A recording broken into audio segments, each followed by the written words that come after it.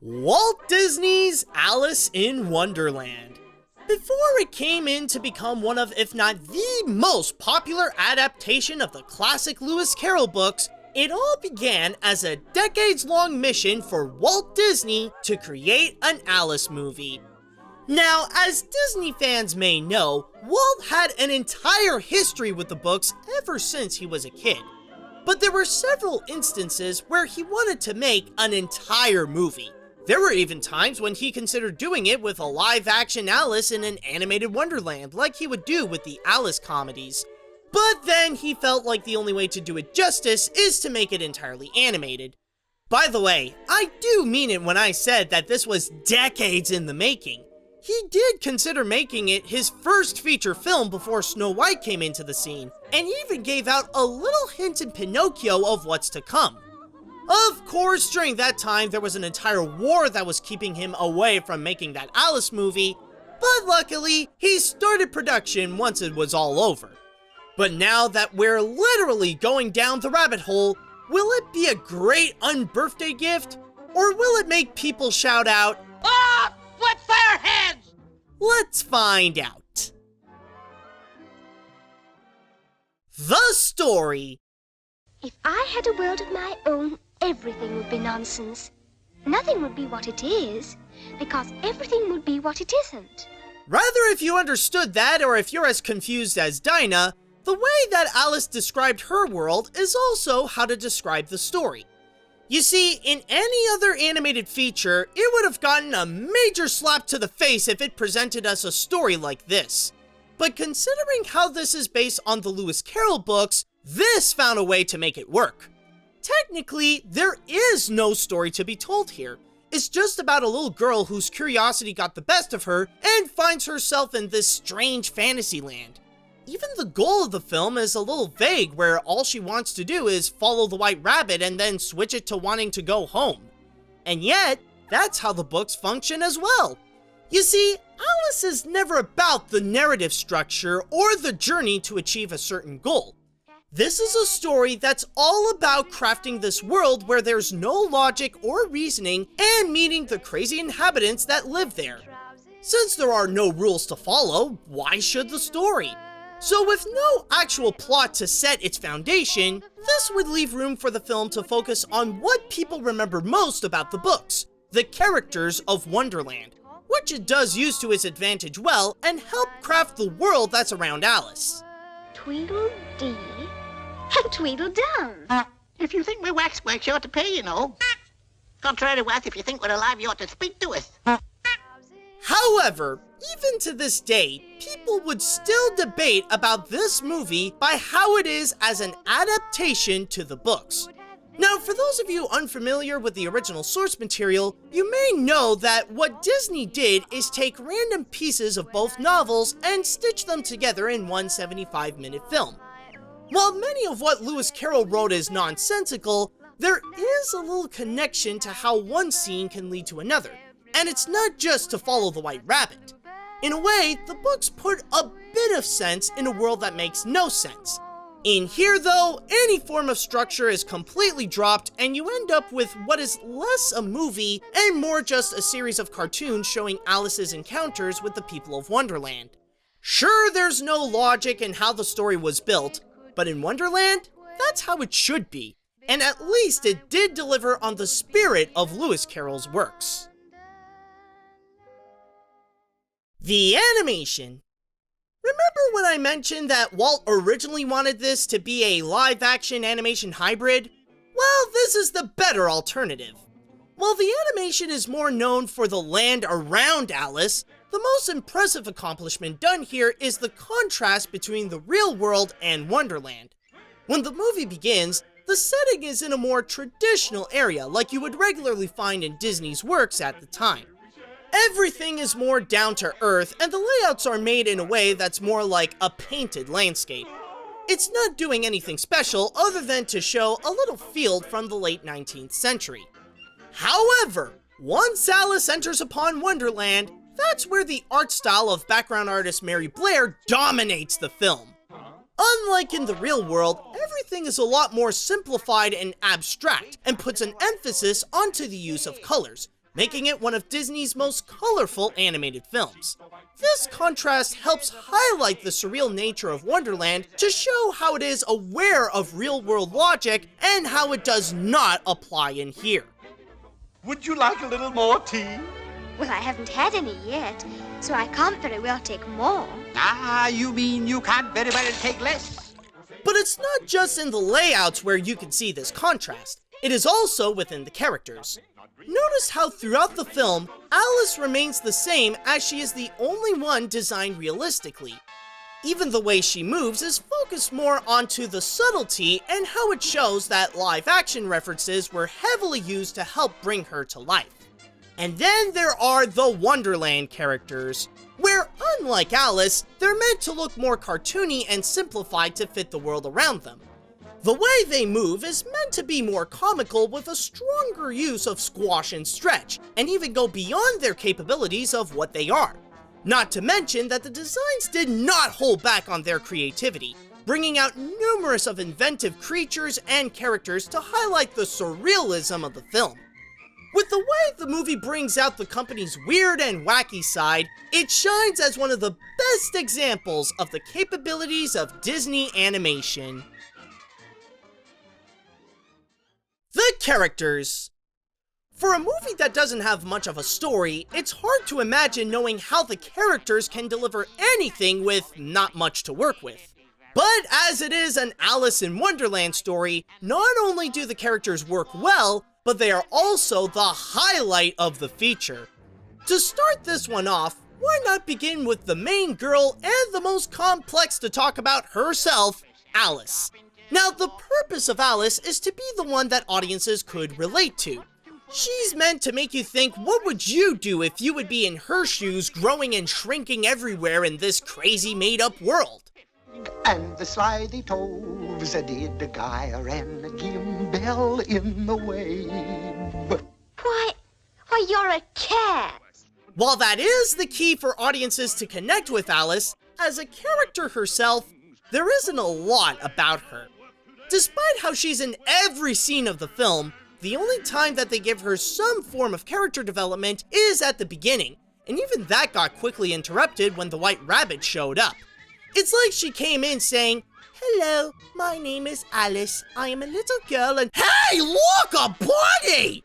Walt Disney himself even said that Alice here didn't have much heart.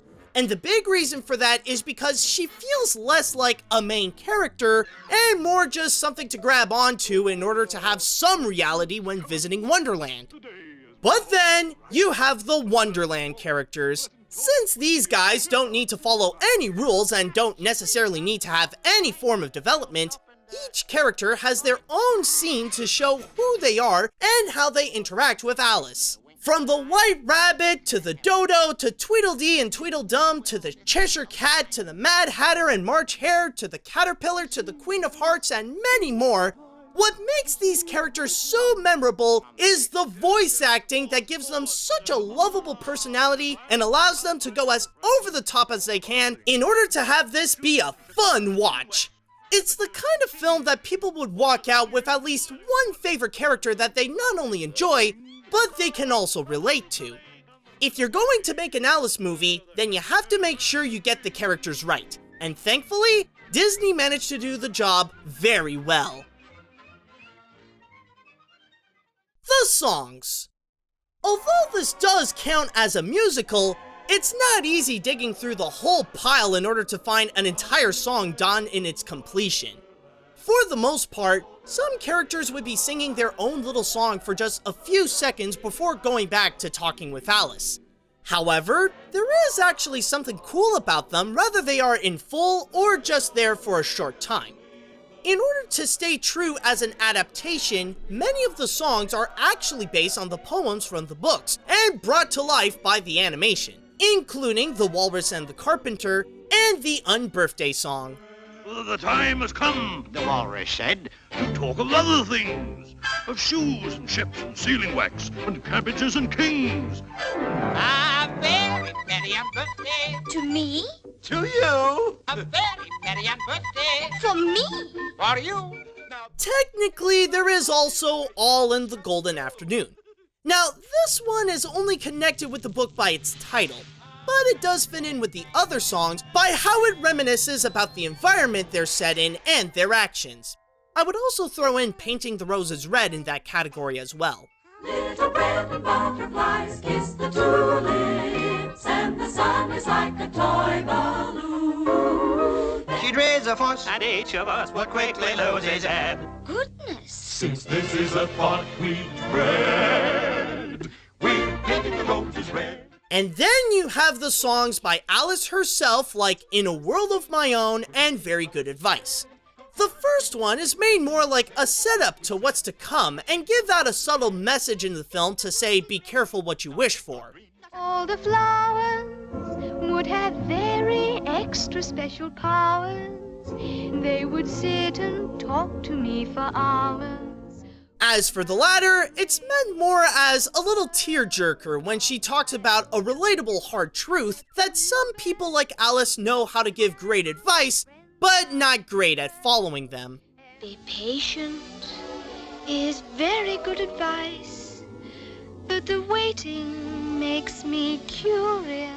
While they may not be the most memorable aspects of the film, or even the most memorable Disney songs, they do have their own whimsical and timeless charm that helps make the film a little more enjoyable.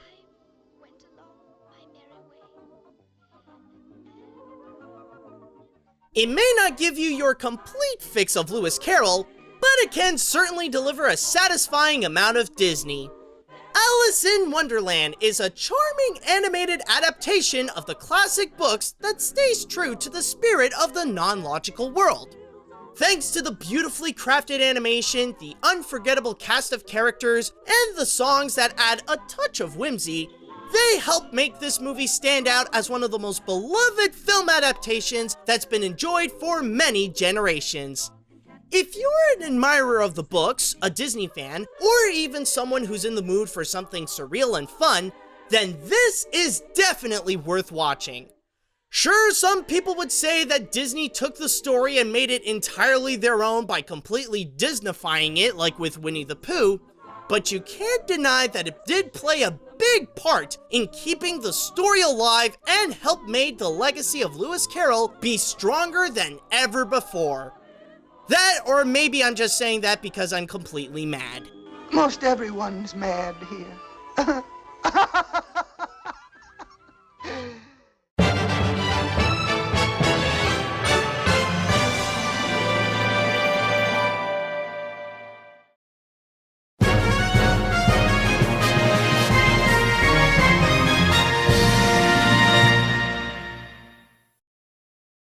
Hey guys, this is AniMat. I just want to start things off by giving a huge thanks to Casey Stevens for his amazing support on Patreon, which allowed him to get this request in order for me to go and review Walt Disney's Alice in Wonderland. Now, there is actually something very interesting to talk about in Alice in Wonderland, and that is not really about what's in the movie, but actually what's not in the movie. Because like I said before, the thing with this version of Alice in Wonderland is that it mainly took parts of the two books and just stitched it all into one. However, there are plenty of other things that happened in the book that was actually pretty close to being in the movie, but ultimately was just cut out. And there are several examples that I could actually go and find, especially that I do have the Blu-ray of Alice in Wonderland, which is the 60th anniversary edition, and it really is jam-packed with a lot of information, and I highly do recommend that if you are a Blu-ray collector and a Disney fan, you definitely go and get that one. It really is good.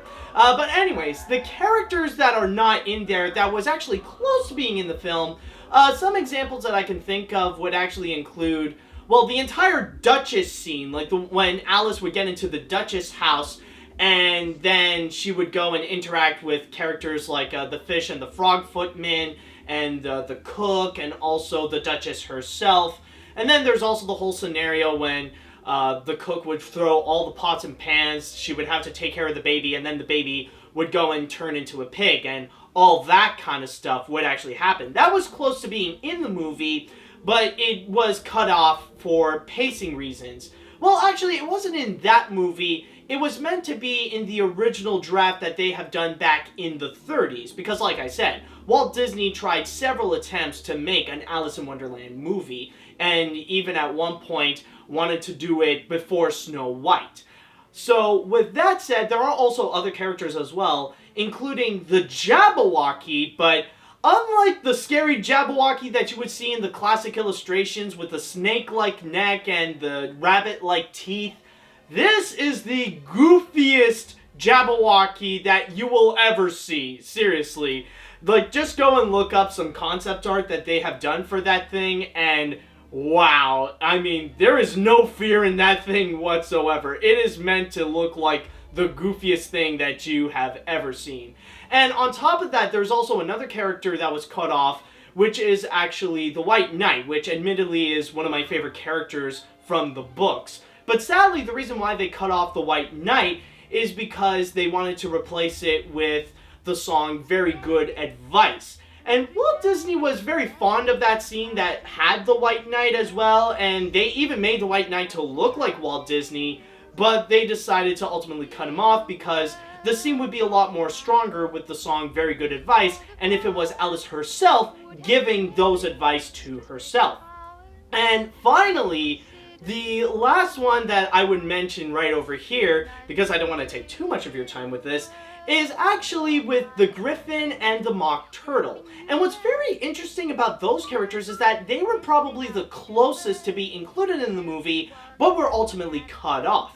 But very interesting enough, they were not entirely removed in general. And what I mean by that is that there is actually a Jell-O commercial during the early 50s that does feature Alice interacting with the Griffin and the Mock Turtle. If you don't believe me, then you can check it out right here.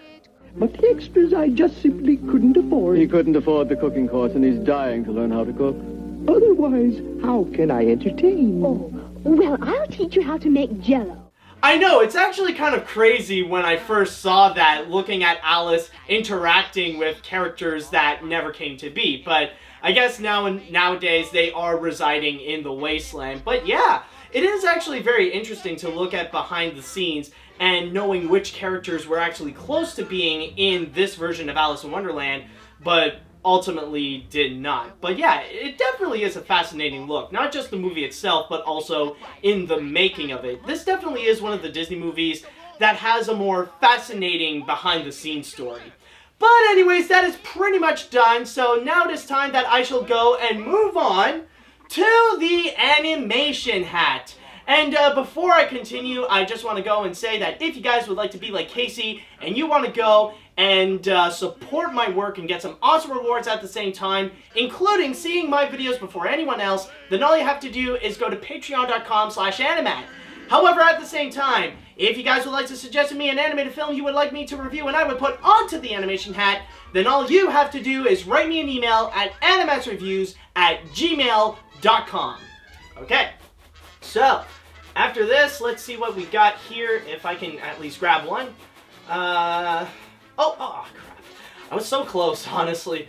Okay, so, crap, and now it's getting, okay, finally. I gotta clean up a little bit afterwards, but at least I did get one. So the next review shall be... Oh my god, I haven't seen this in a long time. Well then, this is going to be a highly requested review, so many of you are probably going to be excited for this one to come.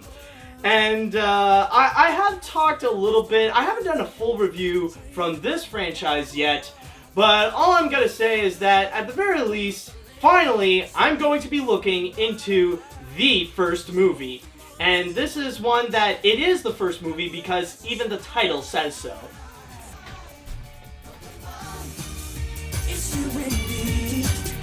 I know it's my destiny. But with mine, ooh, you're my best friend. The world must be fair. I simply must get through. Sorry, you're much too big. Simply impassable. You mean impossible? No, impassable. Nothing's impossible.